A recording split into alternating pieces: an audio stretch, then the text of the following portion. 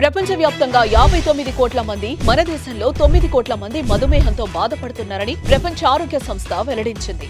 ప్రతి 7గురిలో ఒకరు డయాబెటిస్ తో బాధపడుతున్నారు. భవిష్యత్తులో ప్రతి 7గురిలో 4 అయ్యే అంచనా. డయాబెటిస్ మీద పూర్తి అవగాహన అందించి డయాబెటిస్ నుంచి తెలుగు ప్రజలను కాపాడే ప్రయత్నం చేస్తోంది సుమన్ టీవీ.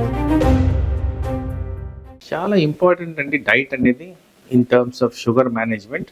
ఇక్కడ మనందరికీ అర్థం కావాల్సింది ఏంటంటే క్యాలరీ కన్జంప్షన్కి షుగర్ లెవెల్స్కి చాలా డైరెక్ట్ కనెక్షన్ ఉంది. సో ఈ క్యాలరీ కన్జంప్షన్స్లో ఎక్కువ శాతం అందరికీ అర్థమైన థింగ్ ఏంటంటే కార్బోహైడ్రేట్స్ అనేవి తక్కువ తీసుకోవాలి, ప్రోటీన్ అనేది ఎక్కువ తీసుకోవాలి, ఫ్యాట్ కంటెంట్ కొద్దిగా రీజనబుల్ అమౌంట్లో తీసుకోవాలి.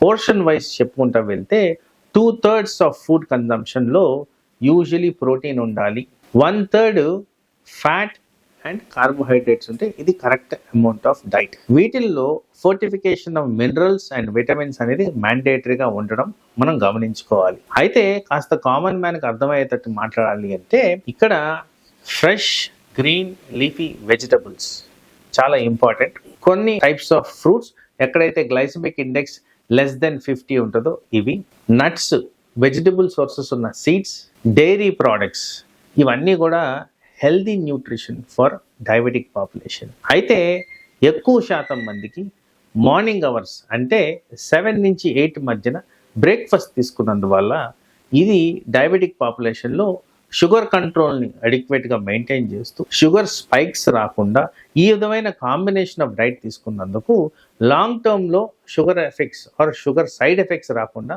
మనం కాపాడుకోవచ్చు. అదేవిధంగా మనం గమనించుకోవాల్సింది ఏంటంటే ఇలా బ్రేక్ఫాస్ట్ బాగా గుడ్ క్వాంటిటీ తీసుకున్నప్పుడు, హై ప్రోటీన్ కంటెంట్ ఉన్నప్పుడు మీకు ఆటోమేటిక్గా requirement of food in the afternoon అనేది ఆటోమేటిక్గా తగ్గిపోద్ది. As the day progresses night time minimum amount of sugars తీసుకోవాలి కాబట్టి ఆ టైంలో least amount of food consumption అనేది మనం గమనించుకోవాల్సిన అవసరం ఉంది. ఇవన్నీ పద్ధతులు పాటిస్తూ ఒక డయాబెటిక్ పర్సన్లో తీసుకోవాల్సిన మోతాదులు ఎలా ఉండాలంటే స్మాల్ పోర్షన్స్ మోర్ ఫ్రీక్వెన్సీ, అలా తీసుకున్నప్పుడు డయాబెటిక్ లెవెల్స్ కంట్రోల్ బెటర్గా ఉంటాయని కూడా శాస్త్రపరంగా రుజువులు ఉన్నాయి.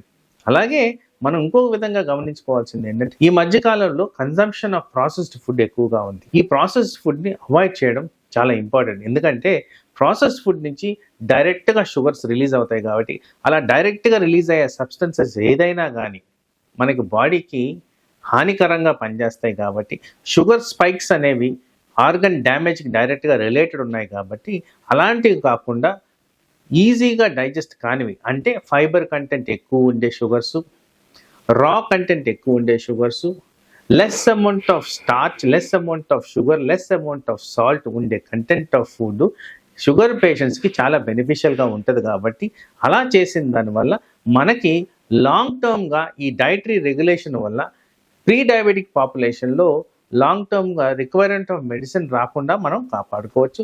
అదేవిధంగా ఈవెన్ రిక్వైర్మెంట్ ఆఫ్ మెడిసిన్ వచ్చినప్పుడు ఇలాంటి డైట్ ఫాలో అయినందువల్ల మినిమల్ డోసెస్తోనే షుగర్ కంట్రోల్ అయ్యే విధంగా ఉంటుంది. కాబట్టి ఇదంతా గమనించుకొని మనము డయాబెటిక్ రిలేటెడ్ కాంప్లికేషన్స్ అవాయిడ్ చేస్తూ అలాగే రిక్వైర్మెంట్ ఆఫ్ మెడిసిన్స్, ఎందుకంటే మెడిసిన్స్ పెరిగినప్పుడు సైడ్ ఎఫెక్ట్స్ పెరుగుతాయి కాబట్టి అలాంటివి కాకుండా మనం ఈజీగా ఈ షుగర్ని లైఫ్ స్టైల్ డిసీజ్గా ఏదైతే మనం ప్రాబ్లం ఫేస్ చేస్తున్నామో ఈజీగా అదుపులో ఉంచి టార్గెట్స్ మెయింటైన్ చేసే విధంగా డైట్ ద్వారానే మనం రెగ్యులేట్ చేయొచ్చు.